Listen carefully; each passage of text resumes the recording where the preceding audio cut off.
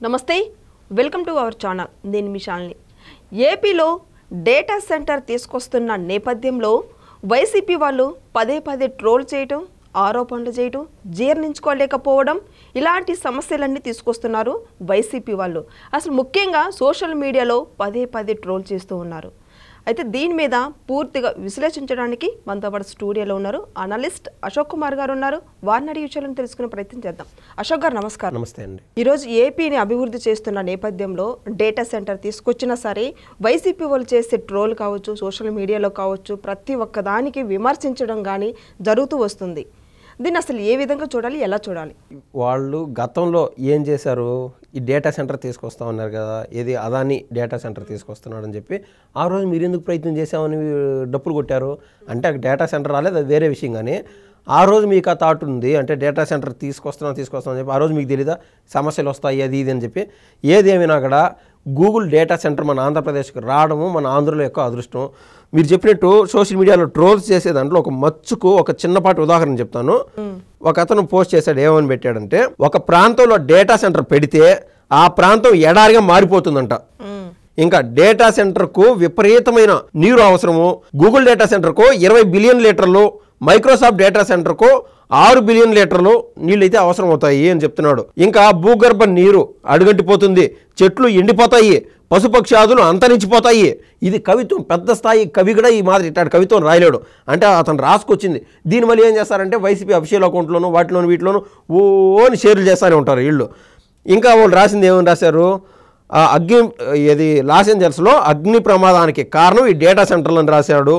ఈ రకరకాల కరెంటు కోతలు అయితే దారుణంగా ఉంటాయి కరెంటు మ్యాక్సిమం ఈ డేటా సెంటర్ తినేస్తుంది ఆంధ్ర రాష్ట్రంలో కావచ్చు ఎక్కడైనా డేటా సెంటర్ పెట్టా కూడా మిగిలిన అంటే సహజంగా ఉండేటువంటి ఇతర కుటుంబాలకి రాష్ట్ర ప్రజలకి ఈ కరెంటు కొరత అంటూ ఏర్పడుతుందని చెప్పి ఆయన అంటూ పెద్ద కవిత్వం రాసుకొచ్చాడు దాన్ని వీళ్ళు మళ్ళీ సోషల్ మీడియాలో విపరీతంగా షేర్లు చేయడం దానికి ఒక మాట చెప్తున్నా ఇప్పుడు ఆంధ్రప్రదేశ్కి ఈ డేటా సెంటర్ ఏదైతే వస్తుందో దానికి సంబంధించి వీళ్ళు ఆల్రెడీ 84,000 కోట్ల పైచీలకు పెట్టుబడులు తీసుకొస్తున్నారు దాంట్లో దాదాపు 10% పైన మా పవరు అంటే మా కరెంటుకి మేమే వెచ్చించుకుంటామని చెప్పి గూగుల్ వాళ్ళే ముందుకు వస్తున్నారు అంటే వాళ్ళే కరెంటు డెవలప్ చేసుకుంటారు బయట నుంచి ఆడి నుంచి కొనేది కాదు గూగుల్కి సంబంధించినటువంటి వాళ్ళు 10% నిధులు వెచ్చించి వాళ్ళ కరెంటు వాళ్ళే వినియోగించుకుంటున్నారు అది కాక మీరు అన్నట్టు ఈ నీరు ఇంకిపోతుంది లేకుంటే భూగర్భ జలాలు అడుగంటిపోతాయి పశుపక్షాలు చచ్చిపోతాయి అన్నారు కదా దానికి వాళ్ళు గూగుల్ డేటా సెంటర్ పెట్టేటప్పుడే వాళ్ళు ఏం చేస్తున్నారంటే ఈ ఎన్విరాన్మెంట్ దెబ్బ తినకుండా ఎంత టెక్నాలజీ ఏ రేంజ్ మారినది మన ప్రపంచం దాని అన్ని ఒక మెజర్మెంట్స్ అన్ని తీసుకొని ముందుకెళ్తున్నారు ఇక్కడ మన విశాఖ దిక్కు ప్రపంచ దేశాలని చూస్తున్నాయి సబ్సీ రూట్లో ఏదైతే డేటా సెంటర్కి సంబంధించి ఆ వైర్లన్నీ ఆస్ట్రేలియా మొదలు ఈవెన్ ఇక్కడ ఏది వెస్ట్రన్ కంట్రీస్కు దాదాపు 12 దేశాల పైన ఇక్కడ నుంచి ఇది ఒక డేటా ట్రాన్స్ఫర్ కోసం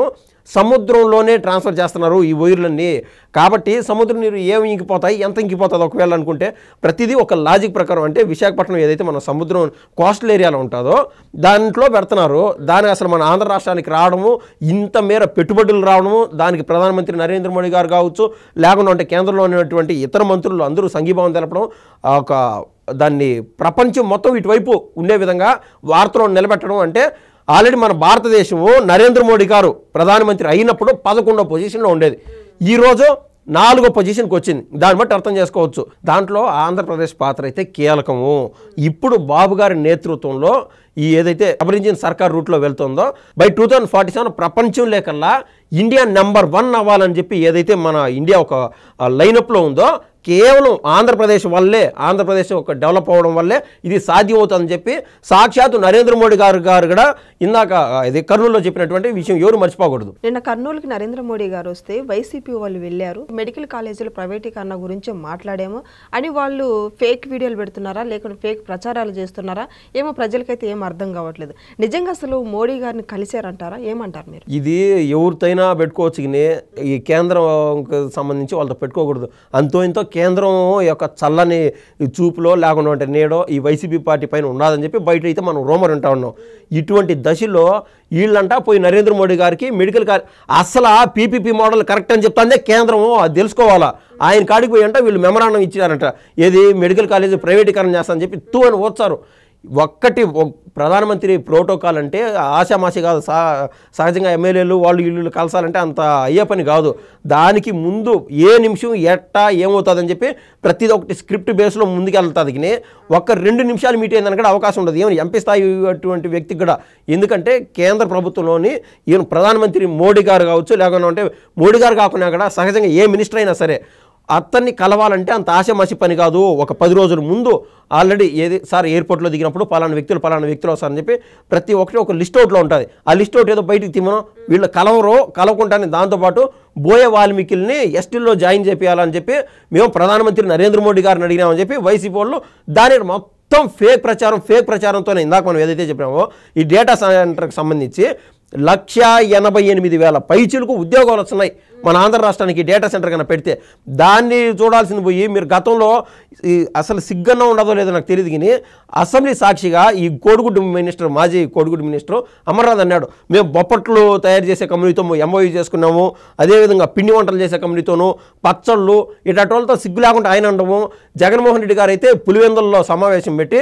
ఎవరు బహుశా ఊహించండ్రు మన పులివెందులకు కూడా ఈ ఫిష్ మార్కెట్లు వచ్చాయని చెప్పి ఆయన సగర్వంగా ప్రకటించడము. తర్వాత అదే చోటుకు వచ్చి 2 చేపలు పట్టుకొని టింగ్ టింగ్ టింగ్ అని చెప్పి రోజే చూపించడం ఇవన్నీ మనం చూసాం. దానివల్ల పెద్ద కంపెనీలు మాత్రం ఫీల్ అవుతున్నారు. మనం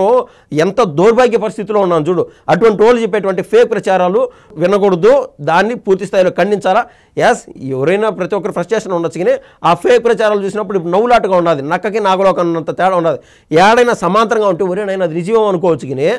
అసలు అంటే ల్యాక్ ఆఫ్ నాలెడ్జ్తో మాట్లాడినటువంటి మాటలు అసలు పట్టించుకోవాల్సిన పని లేదు. వీళ్ళు ఇంకా ఇటువంటి పోస్టులు పెట్టే కొద్దీ ఇంకా దిగజారిపోతారని చెప్పి నేనైతే నమ్ముతున్నానండి. థ్యాంక్ యూ, ధన్యవాదాలండి.